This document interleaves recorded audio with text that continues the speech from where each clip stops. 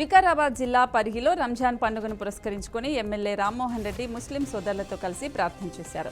ప్రార్థన అనంతరం ముస్లిం సోదరులకు రంజాన్ పండుగ శుభాకాంక్షలు తెలిపారు. పవిత్రతకు, త్యాగానికి, మత సామరస్యానికి రంజాన్ ప్రతీకగా నిలుస్తుందని రామ్మోహన్ రెడ్డి తెలిపారు. ఖమ్మం జిల్లా మధిర పట్టణంలోని శ్రీనివాస కుటుంబాన్ని రాష్ట్ర ఉప ముఖ్యమంత్రి బట్టి విక్రమార్క పరామర్శించారు. ముందుగా శ్రీనివాసరావు చిత్రపటానికి పుష్పగుచ్చాలు సమర్పించి నివాళులర్పించారు. కుటుంబ సభ్యులను ఓదార్చి ప్రగాఢ సానుభూతిని తెలిపారు. కుటుంబానికి కాంగ్రెస్ పార్టీ అండగా ఉంటుందని, ధైర్యంగా ఉండాలని తెలిపారు. రంగారెడ్డి జిల్లా హైదరాబాద్ ఔటర్ రింగ్ రోడ్డుపై ఏప్రిల్ 1వ తేదీ నుంచి టోల్ ఛార్జీలు పెంచినట్లు హెచ్ఎండిఏ తెలిపింది. కారు, జీపు, వ్యాన్లకు కిలోమీటర్కు 10 పైసలు, మినీ బస్సు అలాగే ఎల్సీవీలకు 20 పైసలు, బస్సు, 2 వెహికల్స్కి 7 రూపాయలు, భారీ వాహనాలకు 16 రూపాయలు పెంచినట్లు హెచ్ఎండిఏ అధికారులు తెలిపారు. హైదరాబాద్ బేగంపేట రాజీవ్ గాంధీ విమానాశ్రయంలో ధర్మవరం మాజీ ఎమ్మెల్యే కేతిరెడ్డి వెంకట్రామరెడ్డి పైలట్గా మారి విమానం నడిపారు. ఆకాశంలో విహరిస్తూ హైదరాబాద్ అందాలను వీక్షించారు. ప్రైవేట్ జెట్ నడిపిన అనుభవాన్ని ప్రజలతో పంచుకున్నారు.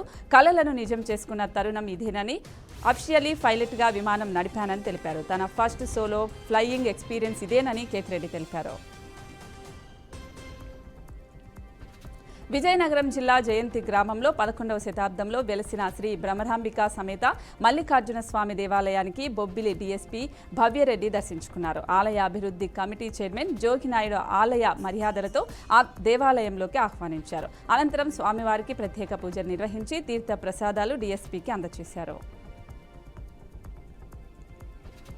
రంగారెడ్డి జిల్లా ఆరుట్ల గ్రామంలో తాటి చెట్టుపై నుండి ఒక గీతకారుడు మృతి చెందిన ఘటన తెలుస్తోంది. గ్రామానికి చెందిన బుచ్చయ్య గౌడు రోజు మాదిరిగానే కళ్ళు తీసేందుకు తాటి చెట్టు ఎక్కి ప్రమాదవశాత్తు జారిపడి అక్కడికక్కడే మృతి చెందాడని స్థానికులు తెలిపారు. స్థానికుల సమాచారం మేరకు ఘటనా స్థలానికి చేరుకున్న పోలీసులు పోస్టుమార్టం నిమిత్తం మృతదేహాన్ని ప్రభుత్వ ఆసుపత్రికి తరలించారు. ప్రమాదం గురించి కేసు దర్యాప్తు చేస్తున్నట్లు తెలుస్తోంది. జోగులాంబ గద్వాల జిల్లా కేంద్రంలోని ముస్లిం సోదరులకు ఎమ్మెల్యే బండ్ల కృష్ణమోహన్ రెడ్డి రంజాన్ పండుగ శుభాకాంక్షలు తెలిపారు. ఈద్గుల దగ్గర ముస్లిం సోదరులతో కలిసి ప్రార్థనలు నిర్వహించారు. రంజాన్ పవిత్ర మాసం సందర్భంగా గత 30 రోజుల నుండి ఉపవాసం ఉంటూ నేడు పండుగను ఆనందంగా జరుపుకున్నారని తెలిపారు. నియోజకవర్గ ప్రజలు ఆయురారోగ్యాలతో ఉండాలని, సోదర భావంతో అందరూ కలిసి ఉండాలని ఎమ్మెల్యే తెలిపారు. నంద్యాల జిల్లా బేతంచెర్ల పట్టణంలోని ఈద్గా వద్ద నమాజ్లో ఎమ్మెల్యే కోట్ల జయసూర్యప్రకాష్ రెడ్డి పాల్గొన్నారు. ముస్లిం సోదరులకు ఎమ్మెల్యే ఈద్ ముబారక్ శుభాకాంక్షలు తెలిపారు.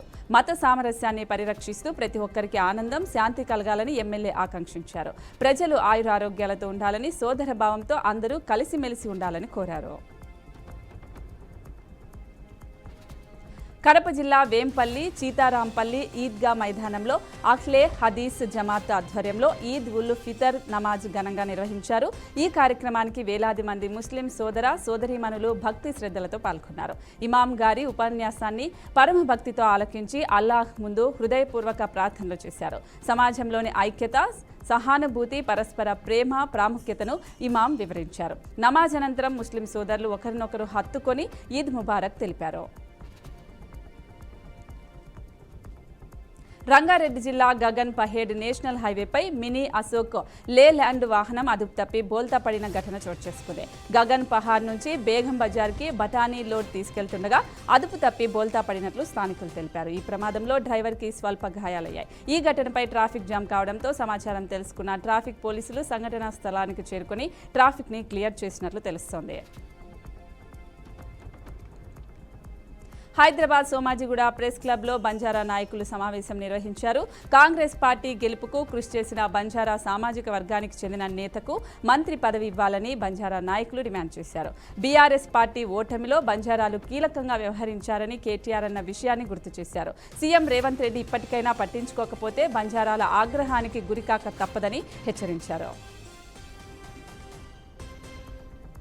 వరంగల్ జిల్లా పర్వతగిరి కేంద్రంలో రంజాన్ పర్వదినాన ప్రత్యేక ప్రార్థనలో మాజీ మంత్రివర్యులు ఎర్రబెల్లి దయాకర్రావు పాల్గొన్నారు. నెల రోజుల నుండి భక్తి శ్రద్ధలతో కఠోర ఉపవాస దీక్షల అనంతరం రంజాన్ పర్వదినాన్ని ఆనందంగా జరుపుకుంటున్న ముస్లిం సోదర సోదరీమణులందరికీ రంజాన్ పండుగ శుభాకాంక్షలు తెలిపారు. రంజాన్ ఉపవాస దీక్షలు మనలో క్రమశిక్షణ, దాతృత్వం, ఐక్యతను పెంపొందిస్తుందని తెలిపారు. తెలంగాణ భూమి మత సామరస్యానికి మార్గదర్శిగా నిలుస్తోందని దయాకర్రావు కొనియాడారు. అన్నమయ్య జిల్లా మదనపల్లె సామూహిక ప్రార్థనలో ముస్లిం సోదరులు నల్ల బ్యాడ్జీలతో నిరసనలు చేశారు. ఈ ప్రార్థనలో ఎమ్మెల్యే షహబాన్ బాషా, అలాగే వైఎస్ఆర్సీపీ సమన్వయకర్త నీషార్ అహ్మద్ పాల్గొన్నారు.